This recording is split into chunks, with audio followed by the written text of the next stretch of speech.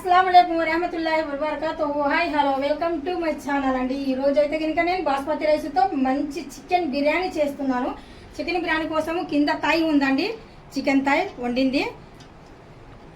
ఇప్పుడు చూడండి, రైస్ మనం ఉడికించిన రైస్ సగం వరకే ఉడకాలి। రైస్ మరి పర్ఫెక్ట్ గా ఉడికింది అనుకోండి మరి మెత్తగా అయిపోతుంది। చాలా జాగ్రత్తగా మనము వండాలి ఈ రైస్ ని। ఇప్పుడు వండిన తర్వాత ఇందులో నేను కొద్దిగా నెయ్యి కూడా యాడ్ చేస్తున్నాను। నెయ్యి వేసామండి ఇందులో। ఇప్పుడు మంచి పులుపు కోసము నిమ్మక చెక్కలు అనేటివి నేను 4 ముక్కలు తీసుకున్నాను। ఇక్కడ ఈ 4 ముక్కల రసం ఇందులో వేద్దాం రైస్లో। ఇప్పుడు మనం నిమ్మరసం వేసిన తర్వాత దీనిపైన కొద్దిగా మంచి ఫ్లేవర్ రావాలి మనకు అంటే ఫ్రెష్ అయిన కొత్తిమీర అనేది చిన్నగా తరిగేసి ఈ కొత్తిమీరని మనము రైస్ పైన ఇలాగా వేయాలండి। వేసిన తర్వాత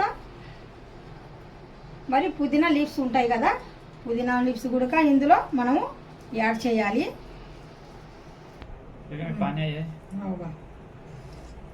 ఇప్పుడు దీనిపైన మనము ఫ్రై చేసి పెట్టుకున్నాం కదా ఆల్రెడీగా ఆనియన్ ముక్కలు, ఈ ఆనియన్ ముక్కలు కూడా ఇందులో మనము ఇలాగా వేసేయడమే।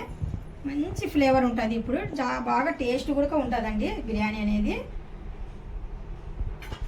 మాత్రం స్టవ్ వెలిగించేసి ఒక మంచి పెన్నెము మందం ఉండింది ఇనుముది పెట్టానండి నేను। ఇనుముది పెట్టిన తర్వాత ఈ ప్లేట్ అనేది దీనిపైన ఇప్పుడు మనం కవర్ అనేది చేసేయాలండి। ఇది మనకు హై పెట్టానండి, బాగా హీట్ ఎక్కింది। ఇప్పుడు మంట అనేది బాగా తగ్గించిన తర్వాత మనము మంచి కవర్ అంటే బాగా ఫుల్గా కవర్ అయిపోవాలన్నమాట। రైస్ అనేది మనకు ఏ పక్క నుండి అయినా కానీ సరే ఆవిరి బయటికి రావద్దు।